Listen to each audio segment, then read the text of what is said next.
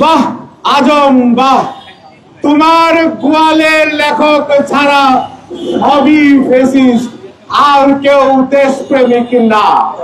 আমি আজকের এই অনুষ্ঠান থেকে, আমাদের এই প্রতিবাদের থেকে, আমি উনি যদি ওনার কন্যাটা হয় বা ওনার কোন যে ভোটের মাধ্যমে উনি যদি জেনে থাকেন, উনি আজকে এখানে এসে ঘোষণা দিতে হবে যে যেমনি ভাবে ওয়েবসাইট থেকে কিছু সরানো হয়েছে, তেমনি ভাবে এই সংকলনটিকে উনি বাতিল ঘোষণা করতে হবে। এবং অনত বিলম্বে আগস্টের মধ্যে জুলাইয়ের মূল যারা আন্দোলনে ছিলেন, জুলাইয়ের সময় যারা কবিতা লিখেছেন, তাদেরকে তাদের কবিতা ইনক্লুড করে একটি সংকলন প্রকাশ করতে হবে। আর যদি তা না করা হয়, আজকের এই অনুষ্ঠান থেকে জাতীয়তাবাদী লেখক ফোরামের ব্যানার থেকে তথা সর্বস্তরের কবি সাহিত্যিক জুলাই আন্দোলনের সকল নেতৃবৃন্দের পক্ষ থেকে জানিয়ে দিতে চাই, আমরা শুধু আপনার পদত্যাগ দাবি করবো না, আমরা আপনাকে যিনি নিয়োগ দিয়েছেন তাও পদত্যাগ দাবি করব।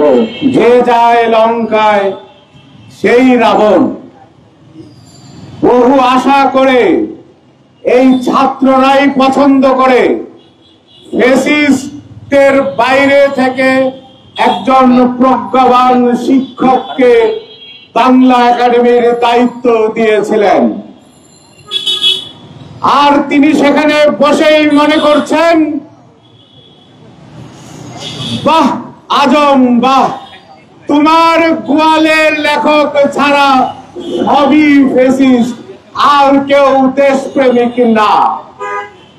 এই নীতিতে শুরু থেকেই তার কর্মকাণ্ড চলছে। আপনারা বাংলা একাডেমি পদক দেখেছেন, সেখানেও ফেসিস্টের তালিকায় ছিল। তখন বলেছেন আমি জানি না, জানে ফারুকি।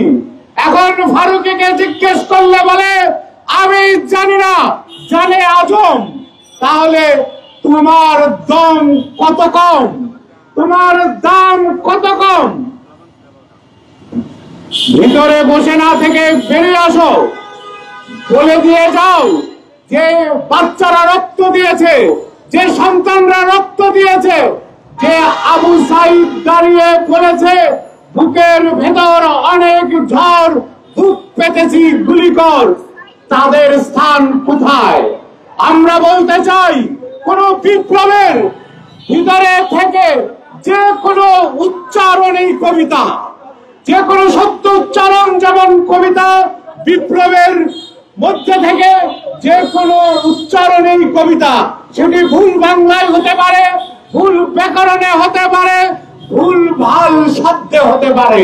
কিন্তু সেই সময় কোথায় ছিলেন আপনারা? কোথায় ছিল আপনাদের লেখনে? আমাদের এই নতুন প্রজন্ম একটি লাইন খুঁজছিল যেটি নিয়ে তারা মাঠে দাঁড়াতে পারে। তারা যে গ্রাফিতি করেছে, ভুলভাল বাংলা দিয়েও তারা গ্রাফিতি করেছে, তারা তাদের নিজস্ব ভাষায় গ্রাফিতি করেছে।